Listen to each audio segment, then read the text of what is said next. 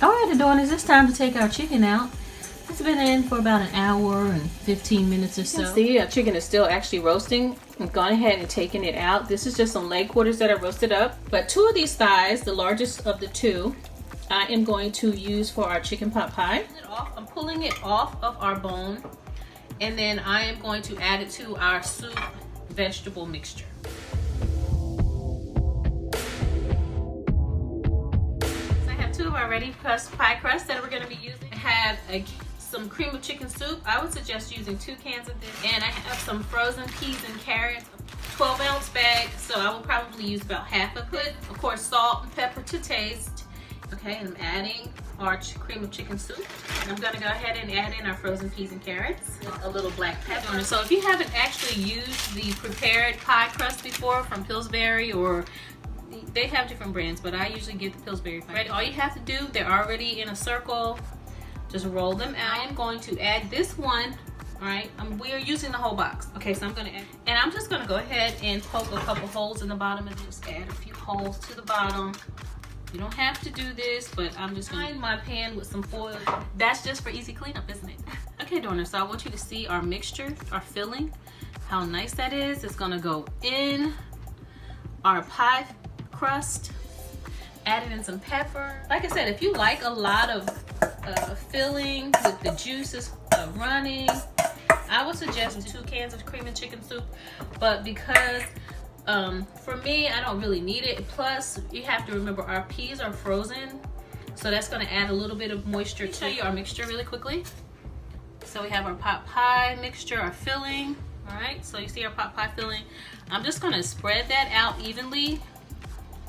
All right, so we have our whole pie filled. All right, this is so quick and easy. Like I said, this is something you can do any weeknight. So it's time to add our second pie crust. You can see I'm rolling it. Okay, Adorners, so I'm going ahead and cut 4 slits into our pie. All right, and like I said, you can make this edge of it decorative, more decorative if you'd like. I just have mine meeting in the middle, and I am going to put this in the oven 25 to 30 minutes on 350. All right, remember, it's pretty much already done. We just want to bake it all the way through and get the crust done. All right, and I'll see you when it's done. Pie's in the oven, 25 to 30 minutes on 350. It's just time to take our pie out. We've gone ahead and taken our pot pie out of the oven. I'm gonna let it sit for about 10 minutes before actually cutting into it. We don't want it to run all over for us. We want it just to sit for a little bit. Okay, I'll be back. I'm gonna go ahead and cut us a little bit. All right, nice, flaky. Okay, Adorners, so I'm gonna go ahead and take out our pie.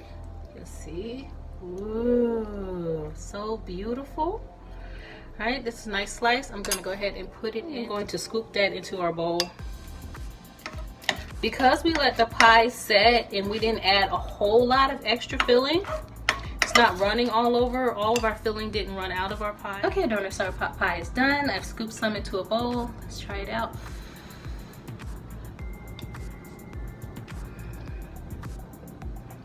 So good. So good and comforting. This is something that you can make really quickly on a weeknight if it's cold out, or if you want to, if you have a dish that you need to take to a potluck or anything like that.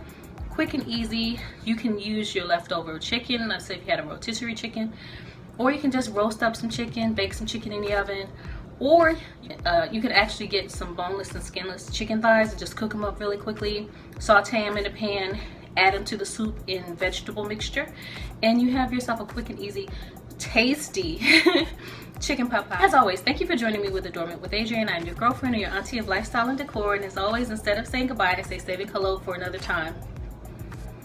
See you in the next video.